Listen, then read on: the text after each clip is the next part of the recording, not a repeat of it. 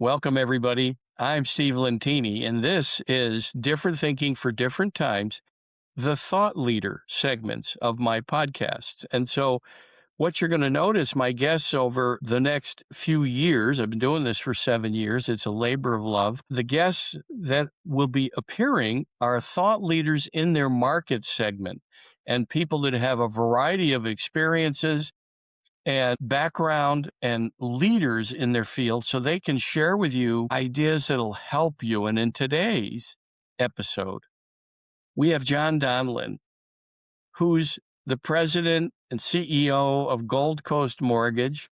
And he's been doing this for a long time. And there's a lot of challenges today for people in apartments and people wanting to get, and maybe they're living with mom and dad, but they want to get into their first home. And you hear a lot of news stories about the challenges in getting their first home.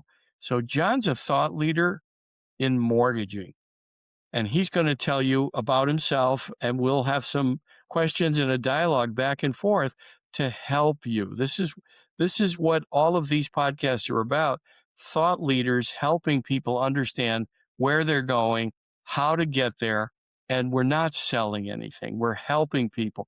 If you choose to reach out to John, that'll be up to you because of the information he shares. And I've known John personally for over 20 years, and I can tell you that's always been his philosophy, helping others. And so, with that, without further ado, I'd like to introduce my good friend and my longtime, over 20 years, right, of knowing John. So I know him intensely. I know it. I know him about his personality, his character. Integrity is key to John, and he loves helping people. I know that for a fact.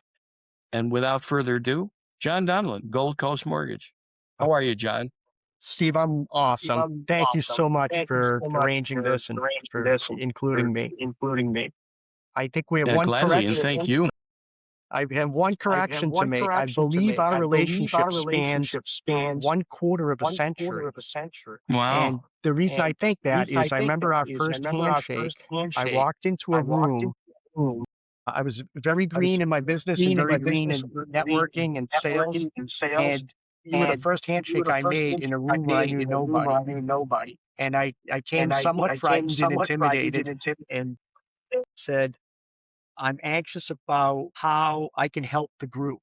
And you shook my hand and you said, don't worry about it. It will come. Things will come. And just see where it leads to. And that may have been the most reassuring voice as a very green and amateur business person that I ever got. I want to say that was year 2000, which it 26 may have, years. Wow.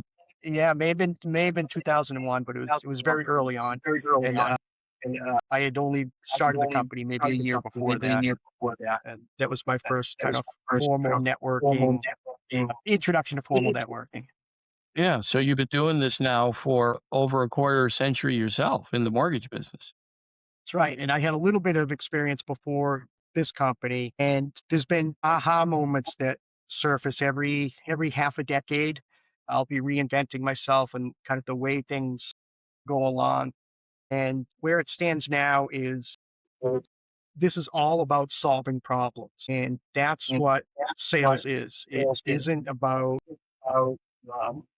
it's not about me. It's not about a commission. It's not about revenue. It is helping people solve a problem, and they're willing to compensate me or my company for help in solving that problem.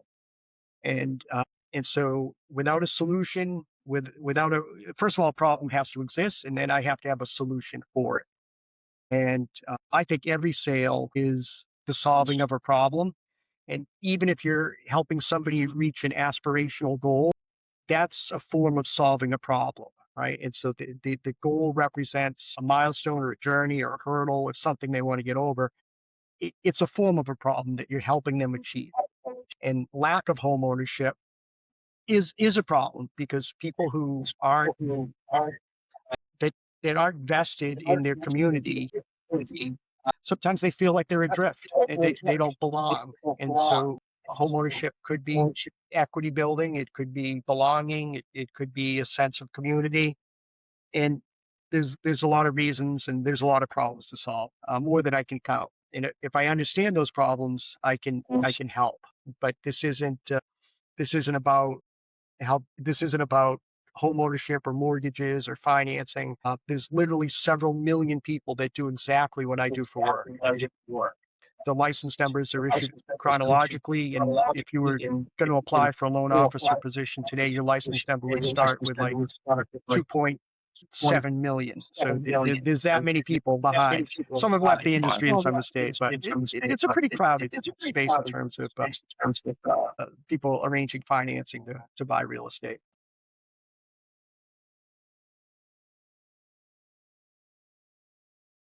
How you've seen the industry change over the years. So have you ever seen somebody just give up? Like they don't think they can do it. They just withdraw from the process. And I Sure. think we're in a position where there's an entire generation that's on the verge of just giving up, that they don't think homeownership is possible. And if they all step out of that pursuit, it becomes a whole different nation. It becomes a whole different. Several generations would suffer because of it.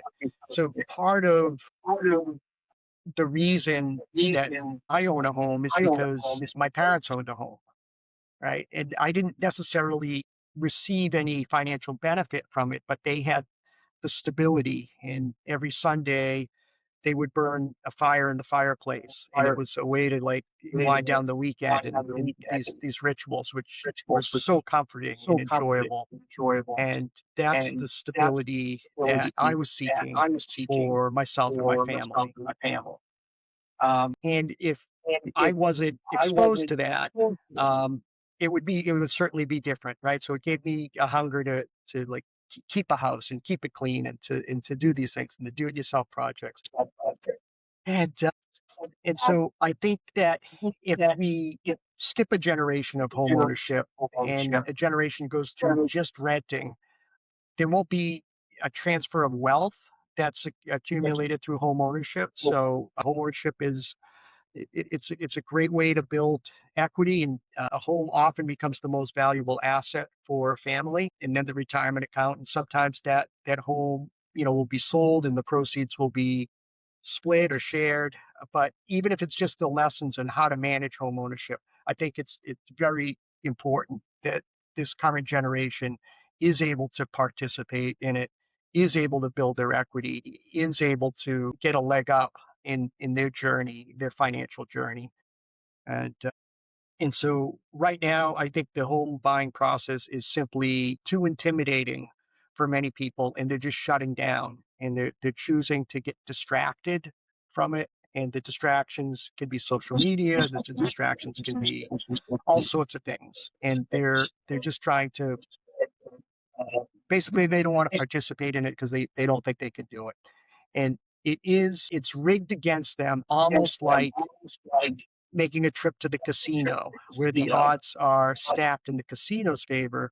Right now, the odds are stacked against the future homeowner. And the dirty little secret behind all this is housing is a very competitive space. And the umbrella of housing includes apartment rentals, and it includes living with your parents.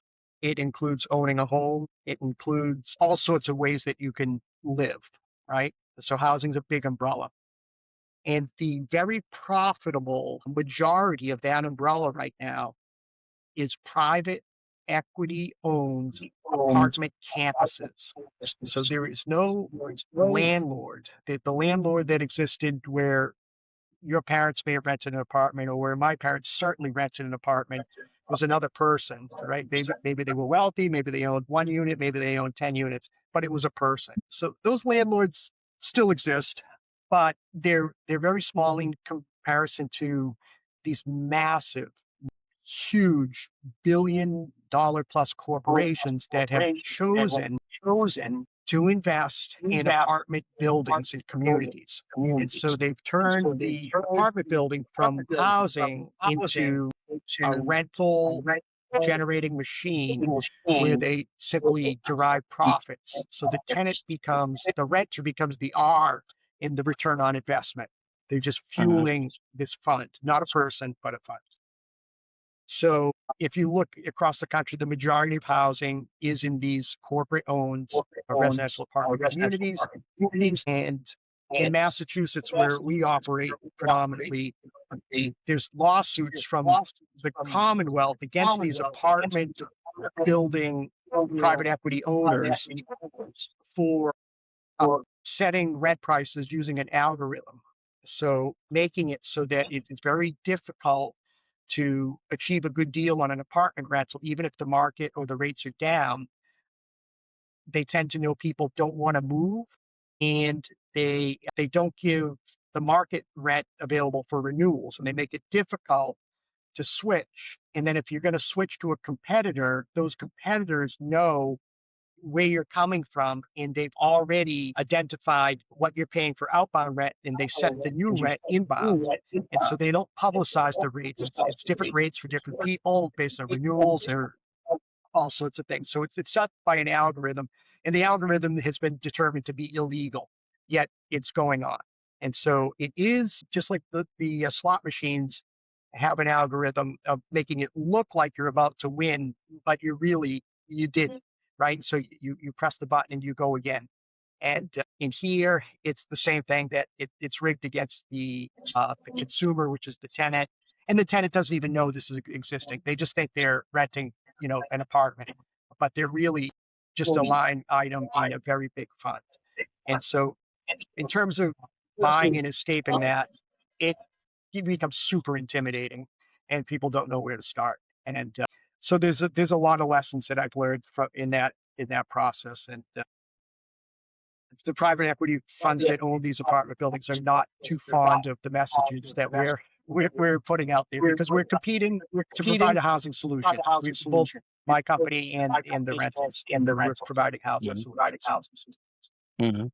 So when you mentioned private equity, weren't they also buying single family homes as well? So that's the kind of the double deficit if we look at it. And so there's only so many single family homes across the nation, and they can build more, but it takes time, and it takes a resourceful company to build, and they have to make a profit on it.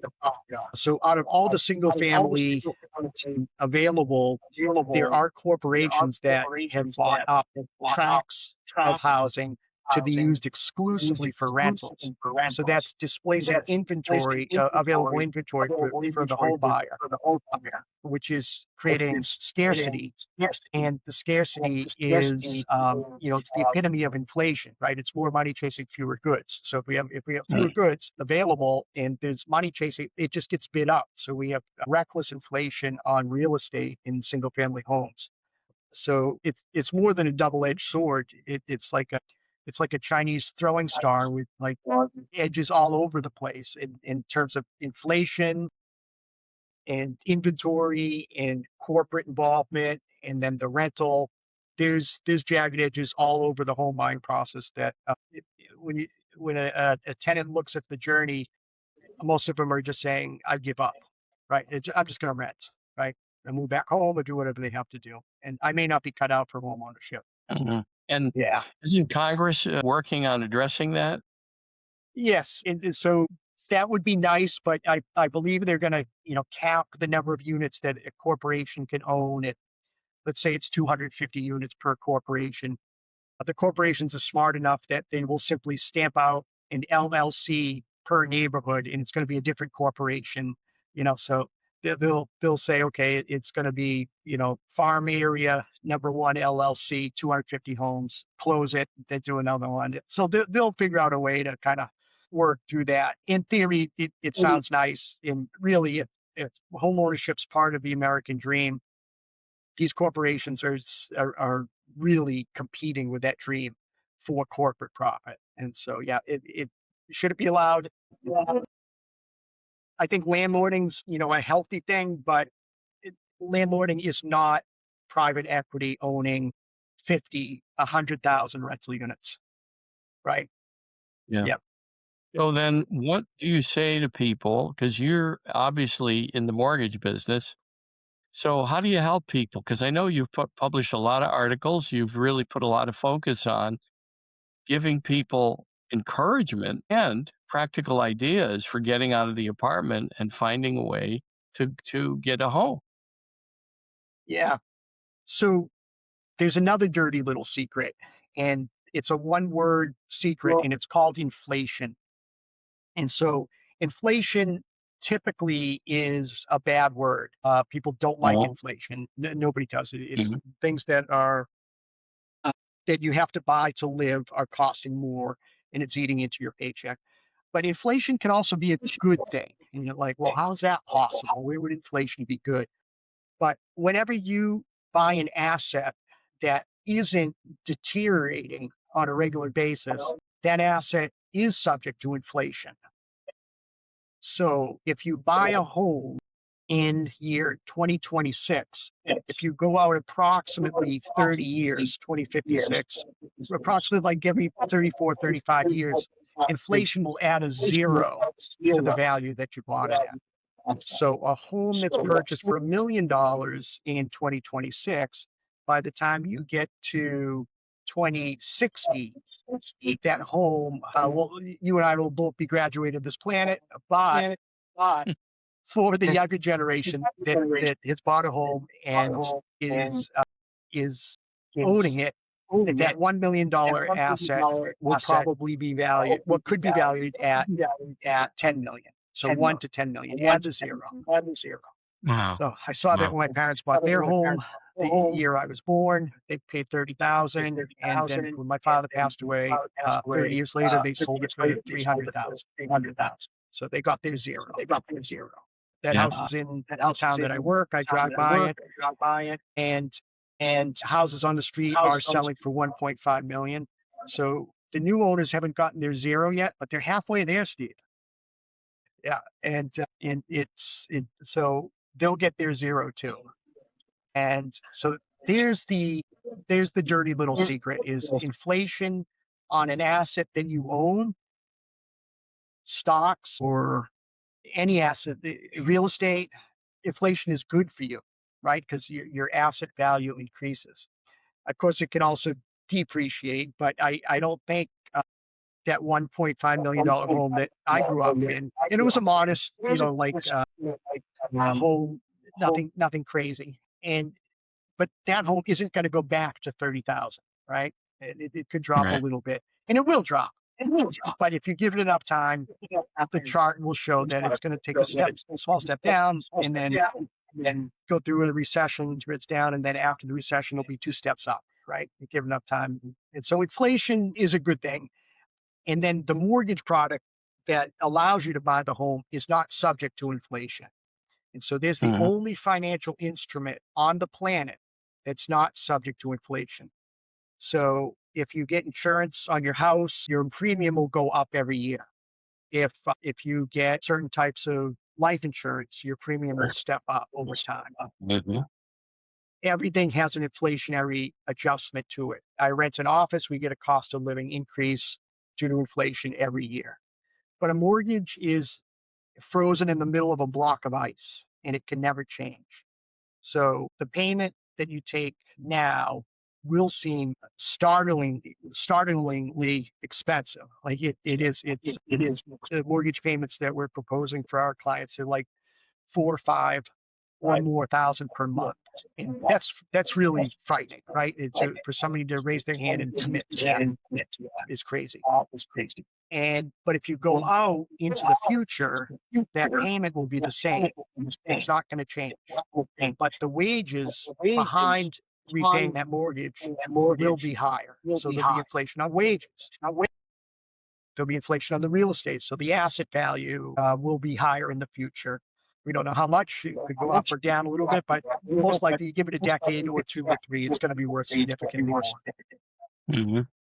And so the the secret is using inflation to your advantage and getting on the train before it leaves the station, because once it's 2 stations up the track, it's more expensive, it's harder, you have to run much harder to get on the train. but the sooner that you get on it and commit, the better. And subject to some exceptions, right? If you're not stable with your income or your employment or your geography or you're subject to relocation, those are reasons you wouldn't want to buy a house, right? Because you could get Yeah. trapped in it. Yeah.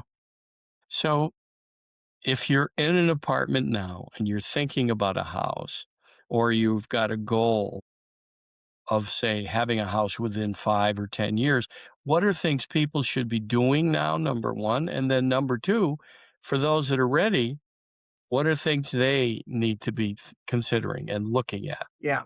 So a fair amount of it is mindset. And I'll hear a lot of objections where people say they're waiting for interest rates to come down before they buy. They're waiting for prices to on houses to come down before they buy. And those are excuses. They're people slow walking or delaying. They don't realize they're doing it. But you can't time the market other than just trying to be in it as soon as you can. So if you're trying to time a downturn or lower interest rates, it's an impossible game. Nobody's been successful at it with any a good trader may be right 55% of the time, right? Which means they're right 45% of the time. So if you're trying to trade real estate or trade bonds, which is the basis of real estate, you're probably going to lose out on that trade. So Mhm. I believe mindset and education are the two biggest things. And everybody has a why behind homeownership, why they want to do it. And so establishing your why is extremely important because the journey to homeownership is extremely difficult. And if you don't have a compelling why underneath it all, at the first sign of trouble, you'll cave in and it won't go. So establishing the why behind why you're doing this project and sticking with that, identifying it, not losing sight of it, and that will be your fuel to propel you through a very difficult journey. I'm not gonna lie, like homeownership is a pursuit, and it requires sacrifices that some people are simply not willing to make. Right? It's really hard. I remember that when you talk about mindset, my first home was more than what my brain told me I could afford, and I did it. I did it anyway, right? So mindset, I went against the mind, right? I have a trademark called the acorn brain. That small little voice that all of us have, it's protecting us. It's talking to us about comfort and safety. But what most people don't realize, they have to push against that. And I can tell you, I'm grateful I bought that first home because it led to another one and led to another one. And what you talked about, the inflation all along the way actually helped me sell the house and buy another one because the house had gone up, which provided more down payment for the second house, and so on and so on. So there's going to be some discomfort and some discomforting thoughts. And to get over that first idea that, wow, I don't know if we're going to be able to afford it. Yeah, it What have you is. seen when you're working with people? I'm sure you're working with people who say the same thing. Well, here we go. I'm sweating this one out, but it's my first home. What have you seen? It gets easier over time, right? And so because the mortgage payment is fixed, you'll get a raise at your job. If you're self-employed, the product that you sell and receive a commission on will go up in value, right? And so if you flash forward 5 years from now, you probably won't be making the exact same rate of pay. It should go up due to inflation, but yet the mortgage payment is trapped in yesterday's dollars. So if you go back to a mortgage payment that you took out 10 years ago, it becomes a laughable joke, regardless of the interest rate. It just becomes really. I've seen this happen in a few, even a few personal cases, like where my mortgage was taken out a long time ago. It's less than what rent would cost, and so we look at it. I'm like, I couldn't Dang. rent a one-bedroom apartment for that rate, but at the time, it was extremely intimidating. Like almost like I could have given up and not done it. right? Because it was so frightening. And I could have used the excuse that maybe rates will come down or maybe housing prices will crash and I can get a good deal on it. But guess what? It's not going to happen. And you can't stake your whole financial future on it. So then for someone that's preparing to buy a home, let's say it's going to happen within 3 to 5 years or maybe even 2 years, but anyway, they're preparing. Are there creative financings today? Are there ways that they can maybe avoid the whole 20% down on a $300,000 house? And you're talking about today, it's not uncommon in Massachusetts or here in New York City where I am to have to pay $600,000, $700,000, $800,000 for that first home. Yeah. So if it's 800,000 or let's make it 700,000, that's $140,000 that people have to have down. What kind of things should they be doing and what can they expect? So one of the most brilliant things I've heard is setting up a practice mortgage payment. Okay. So wireframing what a new house will look like and how much it will cost and identifying all the carrying costs associated with that house. And then identify the payment that would be required to meet all those carrying costs. And Mhm. if you're So living with your carrying costs parents, like insurance and taxes, carrying costs, you mean insurance, taxes added to the mortgage, right? Everything that would be part of that. Okay. right? And so identify that payment and then commit to making that payment to yourself. I like that idea. Yeah. And so it goes into your own account. That account may bear interest. It will grow. And if something happens, like a relationship breakup or a job loss or some type of illness, your savings account that you're contributing this payment to isn't going to foreclose or kick you out, right? It's a safe place to practice and learn. Mhm. And so Mhm. at that stage, your your personal budget, everything competes in the personal budget. So if you have a gym membership, it competes with the personal budget. If you have travel or pets, these things all compete for a line item in your personal budget. So there are sacrifices that people have to make. Mhm. And there may be an aha moment where you realize I can't make these sacrifices. I can't make this practice mortgage payment. And so what has to change in your lifestyle at that point? Do you have to give up TikTok? Do you have to give up social media because you should be working a part-time job, or you should be doing some DIY tasks that you're paying for, right? And so shifting like the eat out budget into cooking at home, shifting the drive-throughs into brewing coffee at home, shifting the gym membership to treadmill at home and running on the road and just beginning to allocate all the expenses. Mhm. So the sacrifices, learning it under the practice mortgage payment umbrella is a nice safe space to be.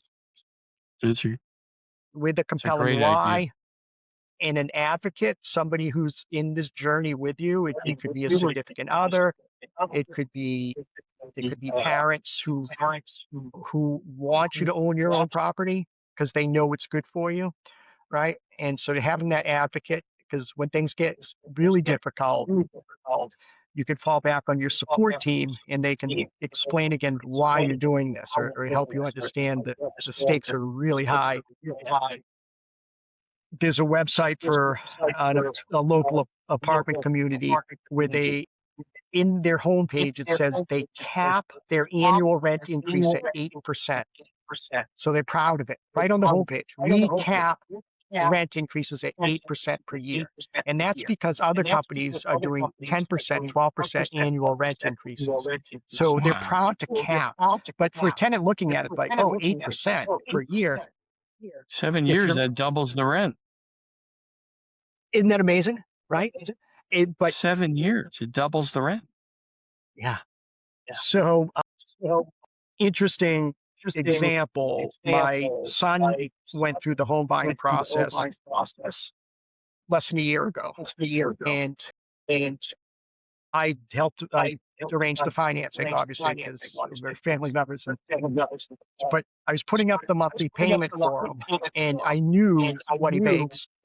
And I said to him, because the monthly payment was like 4,000. I said, "I'm getting cold feet on this," and he said, "It's super intimidating. It's super intimidating." And he said, "The reason I'm not afraid of it is if I don't buy this at 4,000 a month, my rent is going to be more than 4,000 a month in 7 years." He did the calcs on it. And so he's like, "If I don't do this, I'm going to be paying more for rent." So the next 7 years are going to be tough. See, what people forget is the 8% every year of the rent increases on top of the 8% the year before. And that's what it really impacts the rent. It does. Right. And Wow. so the mistake of not fixing your housing expense becomes a runaway future drain on your budget. And housing is the biggest draw on a personal budget. So fixing it and getting it tamed, and then 10 years in the future, you look back and you'll thank yourself for doing it. Versus 10 years in the future, if you're paying rent, you'll be like, "Oh, wow, this is like 8,000 a month." Yeah. Wow. You know, the thing that you said early on, and you've said it a number of times, is the why. Because if people really are invested in the why deeply, they can reprogram the mind every time it tries to scare them, because the why becomes greater. And so family's an important part of the why, right? To make sure you have an environment, if you're planning a family, that you want to encourage, right? The kind of environment you want for your family. And I think that part of the why means to do whatever it takes, which including making the difficult choices on the budget, maybe having a second job, finding a way to earn extra income, maybe starting besides the job. A lot of people think, well, if I go into a business, it has to be only this, right? It's this or that. And that's not true. I think that the why can be, it can be my work and something else, something on the side, even if it's a part-time job. But they won't do that if the why isn't big enough. It's so true. And do you help people with that? Do you have conversations with them about that? We do. We talk about the why. And if that can be established, Steve, we're well ahead in the journey right off the bat. There's some improper whys. So some people will come with a sense of entitlement that they deserve to own a house, right? And that's an improper why. Or they feel that it's just something that they should be doing, or they're doing it for the tax deduction. Those aren't compelling whys, right? And so those missions most likely will fail. We'll get knee deep in it, and then there's a pivot and a sacrifice required, and they just give up. It's simply not worth the tax deduction to go through all this. But even if family is just a single person with a cat, if that's how they define family, well, if they own it and it's safe and it's a place that they don't have to worry about being evicted, not for not paying the rent, but become evicted because the apartment community is going to be condoed, or it's going to be sold, or the rent's going up, or they're going to renovate. You're just not having to worry about those things, right? To just taking something off your shoulders and not sweating what's coming in the mail from your landlord next year, right? So it's a sense to exhale, dig in, and focus on the big journey, as opposed to just the treadmill of paying rent. Right. Yeah. So what are some things that you would say to people today? I love the first idea you came up with, which is make the payment now into an account, pay yourself. And even if you subtract out from that payment, you subtract out half the rent, so that you can easily make that payment. Now you're building a fund that'll go toward a down payment. What are some other things? The budget you mentioned.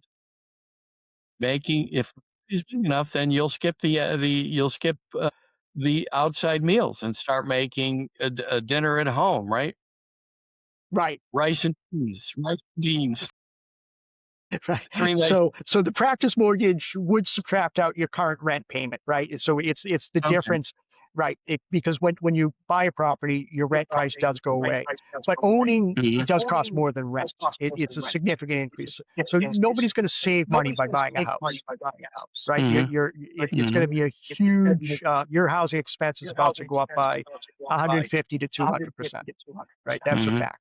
And so if people say, I Mhm. can't afford rent, how am I going to be able to double that? Well, you're not going to be able to afford to double it unless you get extremely creative, right? And that's where the practice mortgage payment is a proving ground.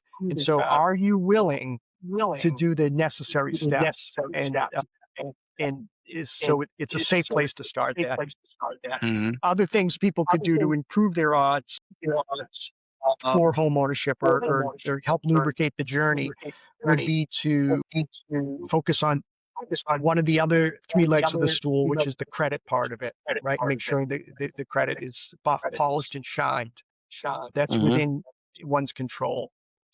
Mhm. Obviously, saving for a down payment in closing is an expensive day, so you'll need to have money on the ready for that. And then seeking stability in income and employment, right? And to being aligned with kind of where you belong professionally. And it's really tough to go into home ownership if you have a boss who you don't get along with and you're thinking at any day you could come in and he's going to make an example out of you, right? That's not sure footing to launch into home ownership with, right? No. Yeah. So And yeah, there's then a you lot that can think be of done. well, and when you think of credit repairs, what are things people should pay attention to? Paying off So small credit cards? What are some things they should really pay attention to so that the mortgage company, the bank, the financing arm looks at it and says, these people are ready? yeah, right. So credit is 100% inside somebody's control. All right. So you're responsible for your own credit. And so the first step is to take responsibility for it, right? And no excuses, no they, right? And so when we talk about credit, they're like, they gave me a late payment or they charged too much interest or they did this, they did that. There's no they, right? It's all me. And so first is changing the narrative back to full responsibility, me and I only, no they, and then becoming familiar with your credit report, right? And so getting to know it. First of all, how do you get access to it, right? Do you have to subscribe to a service that gives you access to it? And then you make a baseline. And from there, everybody's baseline is going to start in a different position. But there's underlying supporting pillars in the credit score that you want to work on. So identifying clean trade lines that you've had for a long time. If somebody's coming to us with very immature credit, sometimes we'll ask a parent if they will add their offspring as an authorized user onto a very mature 25-year existing credit card with no balance and no late payments. And so instantly that very mature credit line auto populates on the child's credit report. And so we sometimes we've seen this is free, it's legal, it's a good way to do it. Obviously you have to have a trusting parent. And what I'll say is if they ask me to explain to the parent why we're doing this, I'll just say Adam is an authorized user, but don't give him a card, right? So they have no ability to use it or borrow credit. And then I have to have a frank discussion with the parents that they're not going to run up the card or ever make a late payment on that one card because it would be detrimental to the whole buying process for their child. So Mhm. sometimes we have credit trade lines that go back longer than the child's been alive on the planet. So like they could be 22, but the parents had a 30-year trade line, and that does miracles for the credit score. And so there's things that we can do to build. And so if we start with low to no credit, we can build. If we Mhm. have time to have those discussions, that's very impactful. So I enjoy meeting the clients 2 or 3 years ahead of when they are going to buy, and we can wireframe what it will look like, get them set up with a practice mortgage payment, work on the credit, and once they get that job that's they feel solid in and secure, and it's not in an industry where they're likely to shut down, they can spring confidently onto a home purchase. Mhm.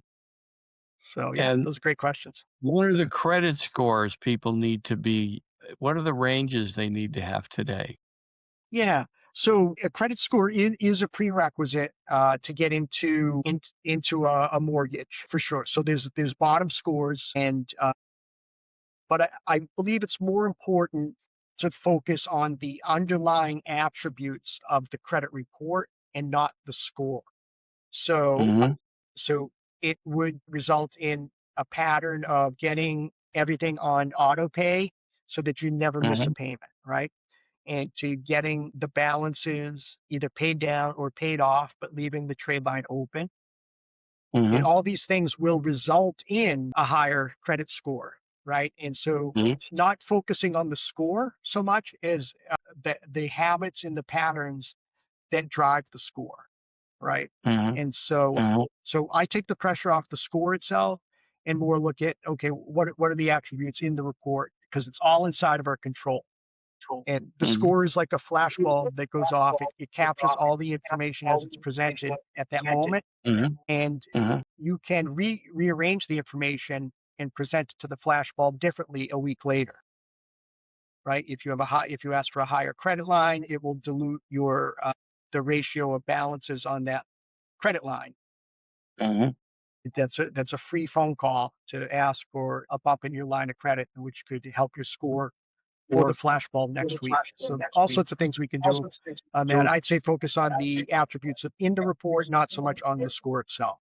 You know, John, it sounds like you go the extra mile to help people get to that big why, the big dream that they have of buying a home. And I think that in itself is good advice for other mortgage companies, and it's also a great message to people that are in your trading area that they could reach out to you and just get some advice because you're not going to give them the hard sell. You're going to give them advice.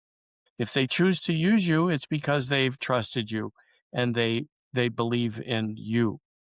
And so how do people get in touch with you? So the What's website, what yeah, the Yeah, website go ahead. starts the journey, and so there's many ways they could find us depending on what their journey is. But if somebody's listening to this and they want to pursue home ownership, goldcoastmortgage.com is where you'd start your journey.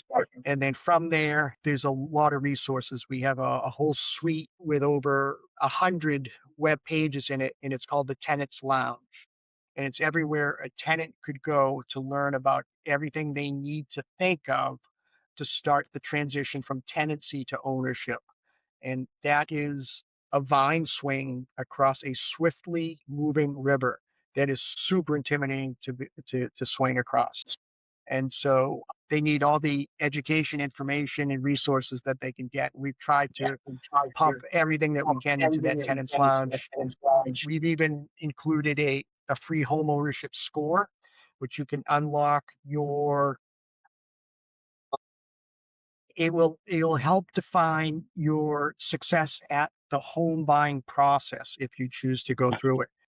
And it will Mhm, also identify if you make a better tenant than you do an owner. So ownership isn't for everybody. There's some people that never want to do home repairs. They don't want the responsibility of owning an asset that could lose value. They don't ever want to go through the financial commitment of ownership. And tenancy is the right match for them. So not everybody should be a homeowner. In fact, some people, the right choice is to continue renting, and that's especially if you may end up getting relocated or you want the potential to relocate yourself. Homeownership can be an anchor, right? mhm. So the homeownership scores in the tenants lounge, and it helps identify those things, and it it helps identify the why. And then we have a specific article about how to identify and write your why, and a written WHY on what's in this journey for you, how to write that. And so those are some of the offerings in the tenants lounge. And then within the guide, there's ways to reach out to you or your staff, Yeah, right. We're a phone call or an email just to start the inquiry. Yeah, and and they could find all that on your website, goldcoastmortgage.com. yes. Yeah, someone else, Steve. What's the final message you'd like to leave everybody with? Because it's more challenging today to get that first home, I think. Now, don't forget, go back to many years ago. My parents thought the same thing. That how are you guys going to afford a house because they're so much more expensive than when we got into it, right? I think my father built his first house in 1955 for $13,000. Right. So Yeah. there, that doesn't happen today, unless maybe you still have a homestead where you can claim a plot of land Yeah. Right. So, and build a log cabin from trees you cut off the lot that you claimed. Those instances aren't here today in these modern times. yeah. So I will say every generation that's purchased a house made significant sacrifices in order to do it. So you and I both made sacrifices to become homeowners that I'm not sure I have the energy or the ability to do at this stage of my life. I'm not sure I'd be able to work all those hours to pay for it, right? Physically, right? So there's a stage in your life where you can do it, and we just want to recognize that every generation above us had the exact same, if not more, weight upon their shoulders to become homeowners. Your parents may have paid an interest rate, if they got a mortgage, even they may have paid an interest rate of 15 to 18%, right? And yet we have rates of less than 7% right now. Like a third or a half of those rates, still really good interest rates. Not maybe compared to pandemic fueled quantitatively eased rates of 3%, which were at a special time in history, right? For special reasons. But it isn't easy, but every generation has had that same struggle to own. So that's not unique to this generation. I think it's unique because there's a lot of distractions available, and the rental community is so magnetized to pull this younger generation into the rental route. And once they have them in there, it gets really hard to leave. So it's casino odds that they're in, and they don't realize it. They're a rat in a maze, and they don't even realize that they're in a maze. Well, I can tell everyone that you don't have to worry about having all the answers, because you could reach out to John Donlin at Gold Coast Mortgage and you'll be guided. I hope that you felt like John's a resource and felt comfortable with someone like John reaching out, and he's a thought leader in his industry. That's something to remember, that he's doing things that others aren't in the industry. And he's willing to go the extra mile, just like he's recommending for you to do in order to get that home, right? To have the why and the discipline, I heard, right? To be willing for 4 or 5 years to cut out certain things, the going to dinner, the partying nights. Maybe you have them once a month instead of every weekend. And, the rice and beans once in a while for dinner, so that you can have your why, and it has to be compelling enough. And you have a resource, goldcoastmortgage.com. John's got a lot of resources there. And you heard John coaching people with ideas like have your parents add you to a high credit line card because it increases your credit score.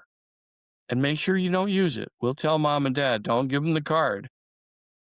And these are things that most people don't know about. I didn't realize that, by the way. So it's important. It's important. And you're going to get all these tips from John Donlin. And you can reach out to John. Is it okay to give your email?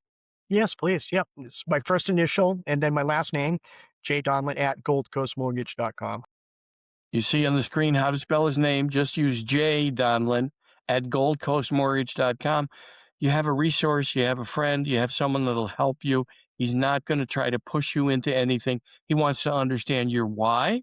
And then from there, he's going to tell you the truth and he's going to help you. John, it's a pleasure. I'm grateful that we got to spend this time, and grateful that I've known you for a quarter of a century. I knew it was over 20 years. Right. And it's just been so comfortable. It's gone quickly. 25 Thank you, years Steve. has gone quickly. Thank you, Th- John. Thank you You're for a your thought involvement in my leader. life. Thank you. Thank you, Steve. You're welcome.